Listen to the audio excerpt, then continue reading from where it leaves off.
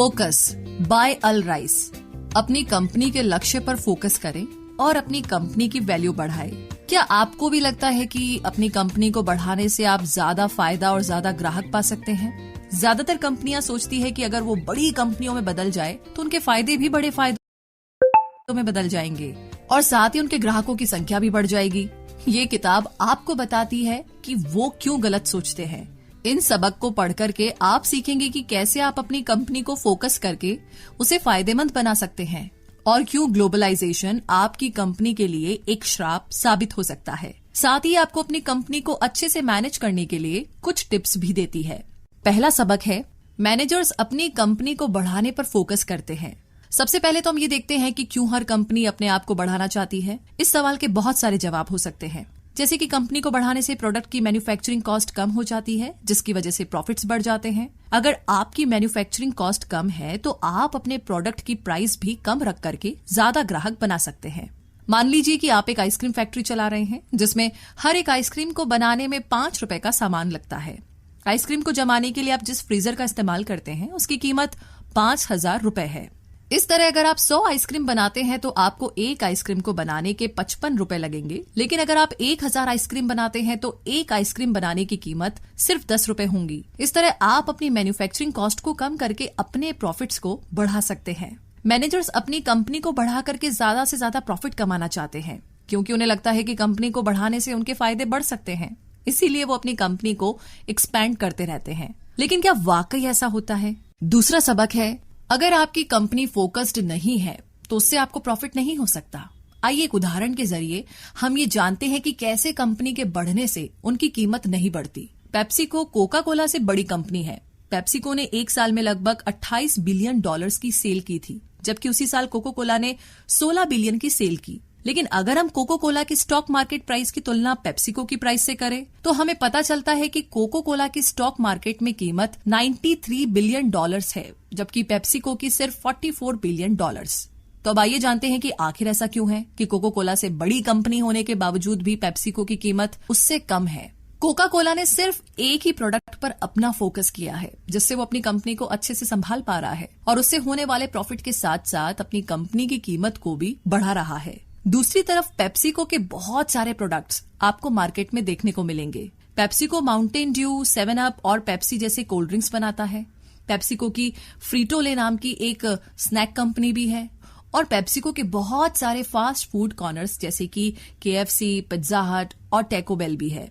लेकिन ज्यादा प्रोडक्ट्स होने से ज्यादा ग्राहक होंगे और ज्यादा ग्राहक होने से ज्यादा फायदे भी होने चाहिए। ऐसा इसलिए नहीं है क्योंकि ऐसी कंपनी को मैनेज करना बहुत ही मुश्किल है जो सिर्फ एक ही प्रोडक्ट पर फोकस नहीं करती। अगर हम पेप्सिको के मैनेजर्स की तुलना कोका कोला के मैनेजर्स से करें तो हमें पता लगेगा कि कोका कोला के मैनेजर्स के पास ज्यादा एक्सपीरियंस है क्योंकि वो एक ही फील्ड के स्पेशलिस्ट है, जबकि पेप्सिको के मैनेजर्स किसी भी फील्ड में स्पेशलिस्ट नहीं है। इसीलिए वे अपनी कंपनी को संभाल नहीं पाते। तीसरा सबक, कंपनियां अपने आप को कई तरह से एक्सपैंड कर सकती है। जब हम कंपनी को बढ़ाने की बात करते हैं तो हमारे मन में सवाल उठता है कि आखिर हम अपनी कंपनी को कितने तरीके से बढ़ा सकते हैं। कंपनी 2 तरह से एक्सपैंड की जा सकती है। Line expansion. लाइन एक्सपेंशन में एक ही कंपनी अपने एक ही नाम से अपने अलग अलग प्रोडक्ट को बेचती है। इस तरीके से एक एक्सपेंशन में कंपनी का मुख्य उद्देश्य ये होता है कि वो अपने ग्राहकों के लिए ऐसे प्रोडक्ट्स लाए जो उनकी उन जरूरतों को पूरा कर सके जो उनके इस समय के प्रोडक्ट से नहीं पूरी हो पा रही है। उदाहरण के लिए आप एक डिटर्जेंट कंपनी को ले लीजिए जो कि अपने उसी ब्रांड नेम से washing bar, washing brush, washing liquids, hand wash या दूसरी चीजें भी बनाती है। दूसरा है डाइवर्सिफिकेशन। डाइवर्सिफिकेशन में एक कंपनी नए मार्केट्स में अपने नए प्रोडक्ट्स लॉन्च करती है। इस तरह के एक्सपेंशन में जो नए प्रोडक्ट्स बनकर के आते हैं उनका कंपनी के ओरिजिनल प्रोडक्ट से कोई लेना देना नहीं होता। उदाहरण के लिए आप टाटा कंपनी को ले लीजिए। टाटा के बहुत सारे प्रोडक्ट्स हमें मार्केट में देखने को मिलते हैं, जैसे कि नमक, सीमेंट और दूसरे इक्विपमेंट्स। तो आइए जानते हैं कि किस तरीके से ये एक्सपेंशन आपकी कंपनी के लिए नुकसानदायक है। कंपनी बढ़ने से कंपनी को नए मार्केट का सामना करना पड़ता है। नए मार्केट में उनके नए कॉम्पिटिटर्स बन जाते हैं और एक साथ इतने सारे कॉम्पिटिटर्स को संभाल पाना मुश्किल हो जाता है।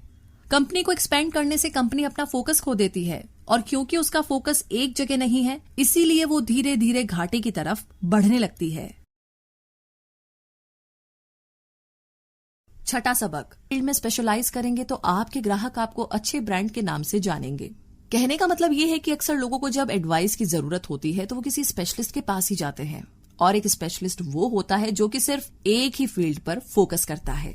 अगर आपको एक घर बनवाना है तो आप एक सिविल इंजीनियर के पास जाएंगे। अगर आपको घर में इलेक्ट्रिसिटी सप्लाई करवानी है तो आप एक इलेक्ट्रिकल इंजीनियर के पास जाते हैं। तो आप ऐसा इसलिए करते हैं क्योंकि आप जानते हैं कि वो इस काम में माहिर है और इस काम को अच्छे से कर सकते हैं। तो बस ठीक उसी तरीके से अगर आपको एक कंप्यूटर लेना है तो आपके दिमाग में HP या डेल जैसे ब्रांड्स आते हैं। कुछ साल पहले अगर आपको मोबाइल लेना होता था तो आपके दिमाग में नोकिया का नाम आता था। मान लीजिए कि आपकी एक जूतों की कंपनी है, तो अगर आप सिर्फ अपने जूतों की कंपनी पर फोकस करेंगे तो जब भी लोगों को जूता लेना होगा उनके दिमाग में आपके ब्रांड का नाम आएगा। तो आप स्पेशलाइजेशन के साथ ही अपने प्रोडक्ट की क्वालिटी पर खास ध्यान दीजिए। अच्छी क्वालिटी के प्रोडक्ट लोगों को ज्यादा पसंद आते हैं और अच्छी क्वालिटी के प्रोडक्ट्स बेचने पर आप लोगों का भरोसा बहुत जल्दी जीत सकते हैं। उदाहरण के लिए आप कोका कोला और पेप्सी ले लीजिए। कोका कोला सिर्फ कोल्ड ड्रिंक्स पर फोकस करती है, जिससे कि वो कोल्ड ड्रिंक की सबसे बड़ी कंपनी है। जब लोगों से पूछा गया कि उन्हें कोका कोला क्यों पसंद है तो उन्होंने कहा कि उन्हें कोका कोला का स्वाद पसंद है। तो इस तरीके से आप बहुत जल्दी अपने बहुत सारे ग्राहक बना करके अपनी कंपनी को नई ऊंचाइयों पर ले जा सकते हैं। 7वां सबक, बदलते वक्त के साथ आपको भी बदलना होगा।